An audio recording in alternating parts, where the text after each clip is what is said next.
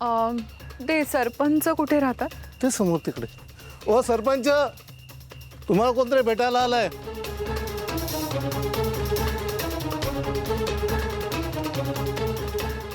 नमस्कार. पण मी ओळखलं नाही आपल्याला. आपण कोण? नाही, तुम्ही नाही ओळखत मला. ॲक्च्युली माझं एक काम आहे तुमच्याकडे. तुमची हितचिंतके असंच समजा. तुमच्या कामाबद्दलच बोलायला आले. रूपम कंपनीमधून तुमच्याकडे कोणी आलेलं का? हो, सारंग मेंदळे आणि त्यांची बायको सावली, ते दोघं आले. खूप चांगली माणसं आहे. तो अहो आमच्या गावाच्या विकासाची भाषा करत होते. आम्ही आता एकत्र काम करणार आहोत आणि लवकरच आम्ही आता तसा करारी करणार आहोत. तुमचा अनुभव खूप कच्चा आहे मला असं वाटतं. म्हणजे मी नाही समजलो.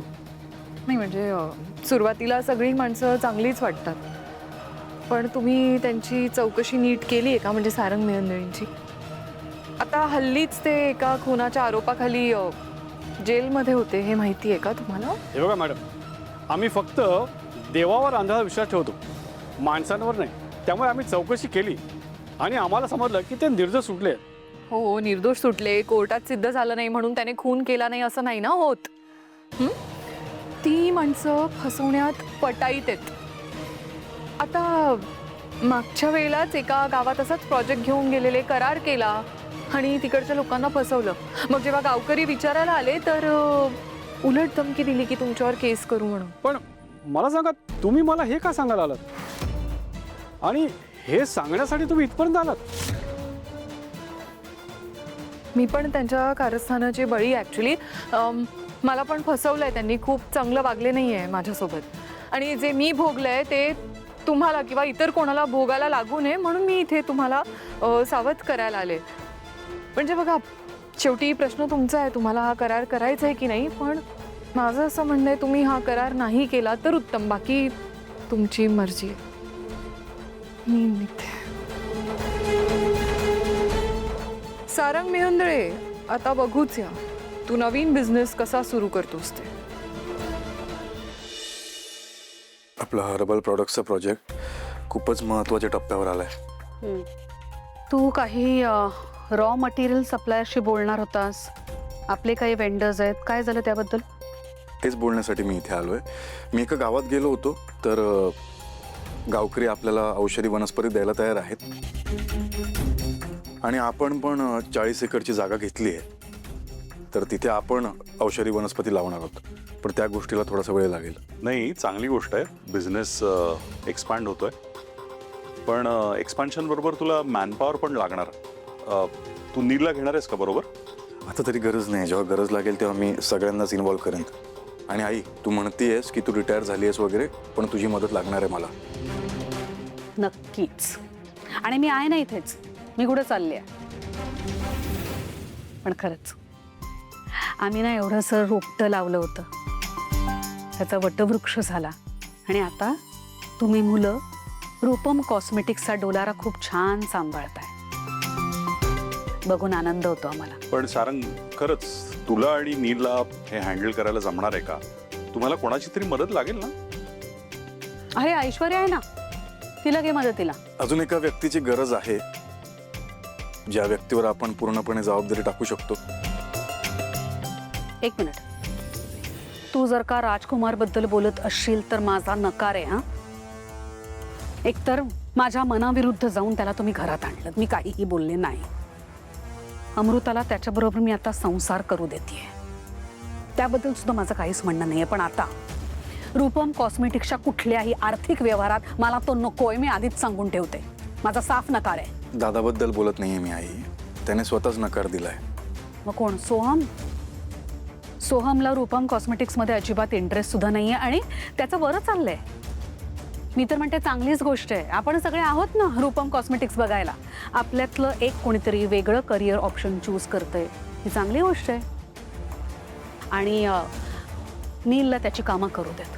तो सगळं व्यवस्थित करतोय, त्याला नको त्रास देऊस प्लीज.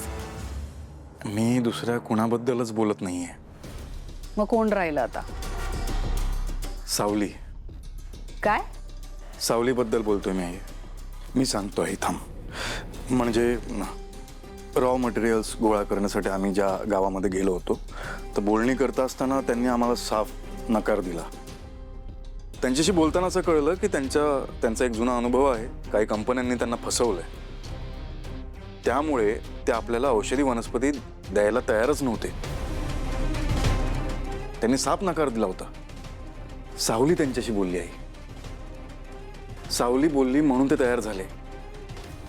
तिने हे शक्य करून दाखवलं. नाही नाही, ती वेगळी गोष्ट आहे. म्हणजे गावकऱ्यांशी बोलणं, त्यांना सांभाळून घेणं, हे छोट्या मोठ्या गोष्टी आहेत. त्या सगळ्या त्या तिने सांभाळल्या म्हणून ती एवढा मोठा आपला बिझनेस सांभाळू शकेल असं नाही आहे. माझा नकार आहे. हां, शेतावरून आपण भाताची परीक्षा करू शकतो नाही, पण हा बिझनेस आहे.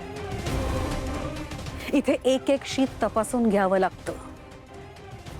तुझा हा प्रस्ताव मला अजिबात मान्य नाहीये. माझा नकार आहे. हे बघ आई, सावली या घरातली सदस्य आहे. कधी ना कधीतरी कुठली तरी जबाबदारी तिला द्यावीच लागेल. नवीन प्रोजेक्ट आहे, सोबत मी पण आहे.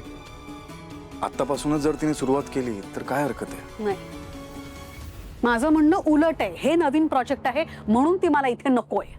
तिलोत्तमा, तू पुन्हा एकदा विचार कर. मी नीट विचार केलाय. पुन्हा पुन्हा विचार करायची मला गरज नाहीये. मी माझ्या निर्णयावर ठाम आहे. ओके, मला ती मुलगी या प्रोजेक्टवर नकोय.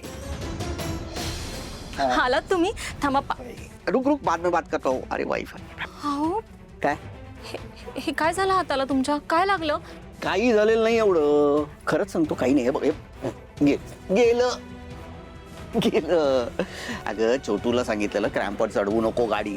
त्या मूर्खाने क्रॅम्पवर चढवली. बॉस पंपचं काम होतं. मी म्हटलं अरे आता काढ खाली. खाली खाली काढताना हे असं.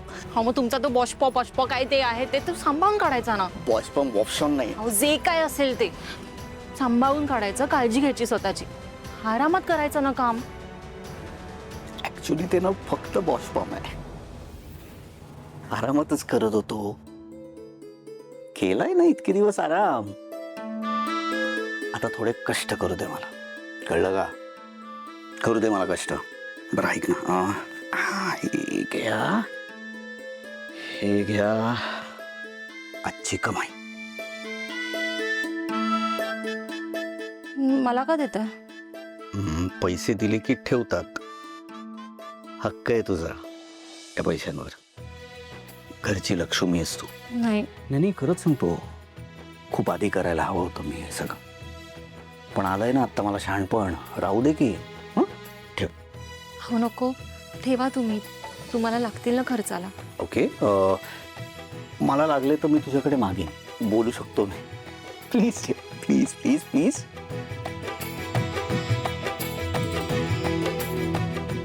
थँक्यू. मी थँक्यू म्हणायला पाहिजे ना. आलीच. आणि हो, काय? ही बॅग आहे ना, उद्यापासून आले की तिकडे ठेवायची. हो मॅडम, तिकडेच ठेवीन. अरे नहीं नहीं, सेठ गैरेज पे नहीं हूँ.